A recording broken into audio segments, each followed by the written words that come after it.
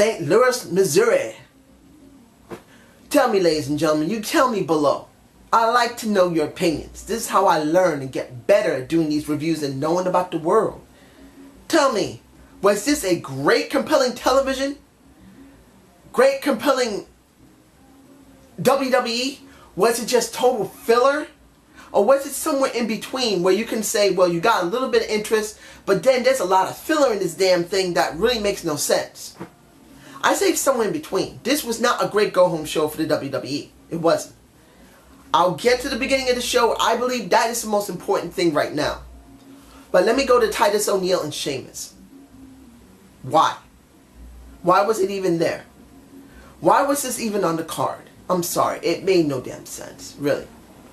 Supposedly on main event, Titus O'Neil had somewhat of a rivalry with Sheamus. SmackDown, he got another rivalry with Sheamus. Kicked his ass there, supposedly. Then they show Sheamus getting his ass kicked before he gets down to the ramp. Then he gets his ass kicked going into the ring. Then the ref is saying, are you sure you want to do this? He says, yeah. In less than 2 minutes, he gets his butt kicked. And I'm talking about Titus O'Neil. What was the point of turning Titus O'Neil heel? I'm not saying that he wasn't already heel when he was in Primetime Players. He was a fun heel with a Titus O'Neil. Then they turned him to a face. Well, actually, their face turn wasn't that great anyway. They were faces, but they weren't that great. But the point is, you want to try and promote this boy, really promote him, and you're doing absolutely nothing with him. I don't see anything that's going on with Titus. And get this, he's got the size, he's got the voice, he's got the charisma. He can tell a decent story in the ring. Not that great, but a decent one. But this is only because he has no one to work with. That's the only reason why he can't tell a better story in the ring. But he can talk in promo segments. He can talk in in-ring segments. He's damn funny. And he's doing absolutely nothing. Nothing. And it's such a big waste to see that he gets a bro kick to the face so damn easily. I wasn't interested. I feel sorry for him. So I'm moving on to the one that kind of makes no damn sense, but it does. Whew, I gotta breathe for this one. 3MB versus Dos Matadores. This is only because you're getting El Torito and Hornswoggle having a match on the pre-show, the kickoff show. Well, I gotta say this. Knowing that it's going to be Hornswoggle and El Torito, I'm not having a problem with that. This is something you don't usually see. You don't see little people usually opening a pay-per-view. You don't. Now, of course, you can say, hey, why don't they just put it on the show instead of the pre-show? They're not going to do that. They haven't had enough build for it. But I can say this. I have seen a little bit of this before. Hornswoggle looks a little more better than he normally does. Being a bad guy when he usually isn't is not bad to see. El Torito is not bad to see this either. I would have liked to see it on the pay-per-view, and I would have liked to see them build it better. But we are getting something different on the kickoff show, and I'm going to take it for that. And Heath Slater actually gets a pin.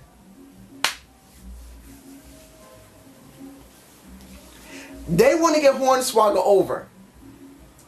They don't let him get the splash on anybody in Los Matadores. But you let Heath Slater get a win. Oh yeah, baby! That's my best Heath Slater.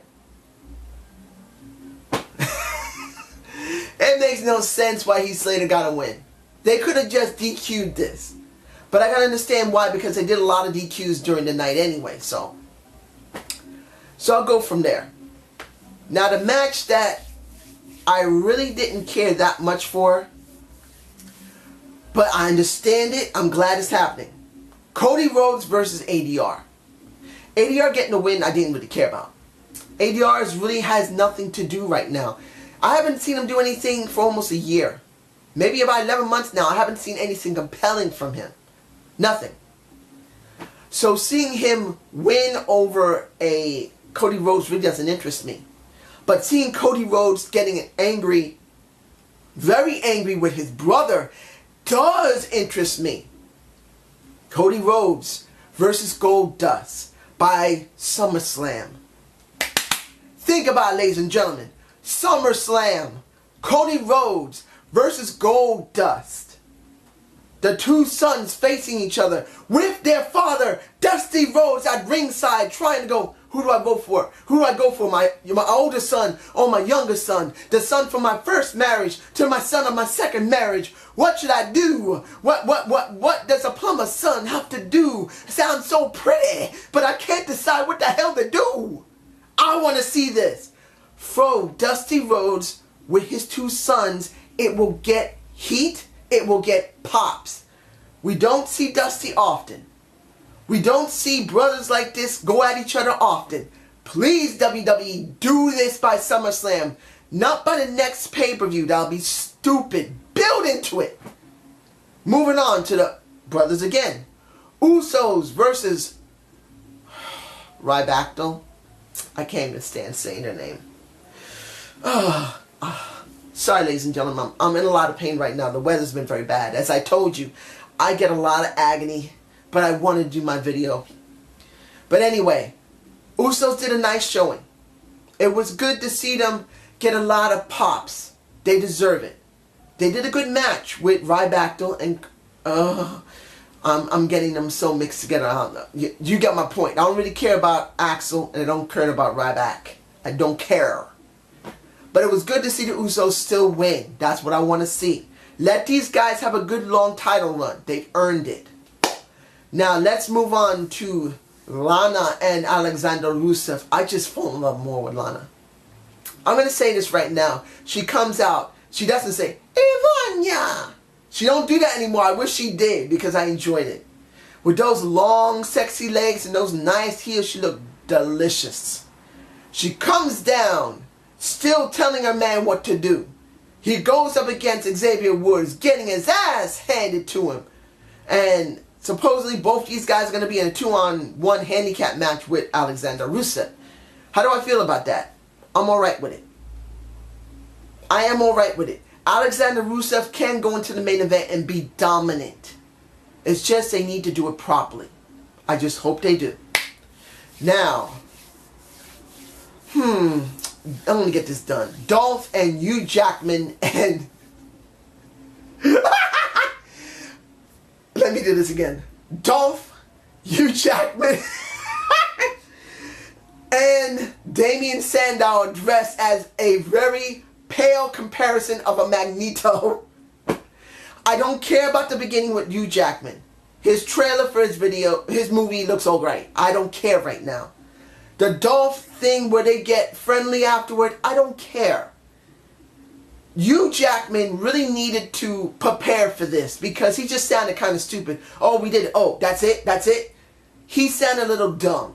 And I'm not saying Hugh Jackman is a dumb guy. He just did not prepare himself for being in front of a live studio audience, in a sense. The thing that made my ass laugh, and you can say it was too damn corny. I don't care. It was fucking epic. Damien Sandow said it perfectly. Finally, we got a Magneto who actually has brains. I loved it. Yes, it was corny. It was stupid, but it was fun. People tend to forget that wrestling's supposed to be fun. It's supposed to give... Sorry, ladies and gentlemen, my battery died. Damien Sandow was epic. I'm sorry, he was. I loved it. Doesn't matter how stupid it was. It was funny. And that's all that mattered to me. Now, let's get into Jack Swagger versus a Cesaro. I was hoping that this would be done at a pay-per-view. I'm actually very disappointed in this. It's bad enough they've teamed up Cesaro, who should be popped by the crowd, with a heel manager in a Paul Heyman. Like I said, they didn't want to waste any of the heat Paul Heyman's still getting, so they'll stick him with someone that needs some attention, who should be getting pops. If Paul had started being nice and being a good guy, then this would be a lot more easier to be palatable about it. But unfortunately, it's not. The match was short, sweet and to the point, and I'm not complaining about it. Cesaro won. But it's upsetting to me, personally, that Cesaro is not a good guy. The video package with Paulie before that didn't make a difference. It just iterated to me that Paul Heyman was a bad choice. That Zed Coulter, if he had been allowed to turn face with Cesaro, would have probably been a better option for me. That's just me. You guys tell me below. And since I'm talking about that, RVD versus Bad News Barrett. I'm still not fond of the Bad News Barrett gimmick, but I have to admit that the crowd still, to a point, is still enjoying it. So I'm trying to take it in and not be so biased about it. The match was a good match. I'm going to say Bad News Barrett did a pretty good match. The thing that upsets me is that right now, Cesaro is not going to be bothering a RVD because Bad News Barrett won. He did win his match. He got his ass beat afterward by RVD, but the point is that RVD looks like he'll be dealing with Cesaro because Paul Heyman got upset that RVD did not like him like he used to. I wish that this would be a pay-per-view match. Do I believe that I'm going to get that? No, we'll either get on a SmackDown or maybe a Raw. I doubt they're going to do this at a pay-per-view. If they do, it will make some sense. But the point will be, will Cesaro go over an RVD? I don't believe that. So this is still upsetting to me. Now here's another thing that's going to go that I'm worried about. When it comes to Daniel Bryan and Kane. Now Kane did a good job. He did a good job doing what he did last week. And he's done a decent job this time around. And I gotta say this. Seeing, how can I explain this? Seeing that Stephanie, who looks sexy as hell going down to the ring, has now involved Brie into this, is a nice twist to it. I mean, it's not the first time we actually added a woman into a situation like this. It's not. But it does make some sense, and I'm glad they finally did it. They pulled the gun on it, and they pulled the trigger. But the question is, how far are they going to go with this? Could we actually get a Stephanie and Brie Bella match? I know that's asking a lot. And you may say, dude, who wants to see Stephanie McMahon in the ring with Brie Bella? I do. It will be something entirely different. We've seen all the other divas, and they've done almost nothing. Look at Paige. Paige, everyone is saying Paige is now the future. Paige is going to be great. I didn't see anything great for Paige because she has no storyline. When she was facing Brie, and you guys tell me below, did not Brie and Paige almost look exactly the same size? They could actually wear the same clothes. They're both very small, slender women. I'm just saying. Paige is screaming her head off, trying to be tough. But I get no interest from her, even though I'm glad to see a new face in the Divas division. I'm glad to see a new champion other than AJ Lee. But I need more from it. I need a storyline. Paige is only 21 years old. There's not much for her to do unless someone who's just as young as her, is going to be doing something. I just don't see that. She's too young. If she was 25 years old or maybe 24 or 23, it would be more palatable than most people, but they think she's a little kid, maybe 18. So I don't see anything interesting. But I would be interested in seeing Brie and Stephanie go at it in the ring. And that's what I'm hoping for eventually. Give me something different, WWE. Let me see this. Now, what happened when he tried to drag her away and Daniel Bryan trying to save her and get his ass kicked and all that stuff, even the backstage, I believe was done very well. Hearing Brie say you're a bitch was okay. I did enjoy that. So I'm going to go with it like that. Now, let's see here. Am I forgetting anything here? Alright, The Shield versus Evolution. Well, actually, it was... This weather's making me sick. Ugh. Roman Reigns versus Randy Orton. Good to see Randy Orton almost put over Roman Reigns. There was no winner. It was just a big beatdown. But in the end, Roman Reigns got a lot of pops. People really like him. So that's a great sign for the future. In the end, the entire Shield gets over on the expense of the COO, Triple H. the King of Kings, the Breakfast Club leader. It's good to see that. I'm alright with seeing the Shield still getting over like this. Now that they turn face, they still got a lot of mileage left on their gimmick. I'm just hoping they're not reaching the end of it yet. They really need to do it maybe by the end of Survivor Series to break them all off. And now, this is the end where you've been waiting for. This is what I know you've been waiting for. The Bray Wyatt and John Cena segment. I left this last for a good reason. You see, I've said this so many times, and I know maybe the Sleg Daddy has kind of repeated some of it, but he still sees it in a positive level, more than I do. Because he still sees Bray Wyatt on a good high. He does. And I'm sure Mr. Parker and even NJ and maybe Fool Killer, who really doesn't really do reviews on Raw, I'm sure he is watching Raw. I know he is. So I'm sure he's thinking about it as well to a certain point that this guy Bray Wyatt looks great. It is good to see him on this rise. I'm seeing it from the opposite point of view. We had that with Ryback. Ryback had a huge following. Feed Me More was getting over big time. And I even said it, and if you look really far back into my reviews, I said they need to add the Feed Me More into his theme song, and they did. And he was getting over big time. He was destroying, and then they destroyed him for John Cena. He was massive. And then they destroyed Ryback for John Cena. Now here's the problem I see with a Bray Wyatt. You could say this, and I'm really stretching this. Please don't get angry. But this is like an early form of an Undertaker. I know I'm saying this in a way that sounds stupid. But see it in this respect. The Undertaker had a good showing when he first came in. And by Survivor Series, when he won his first match, he just went on a high. Yes, he had bad matches and stuff. It doesn't really matter. But the point is that The Undertaker had a great rise up. But the point is, he had great people to work with. He already had established people to work with that were willing to put him over.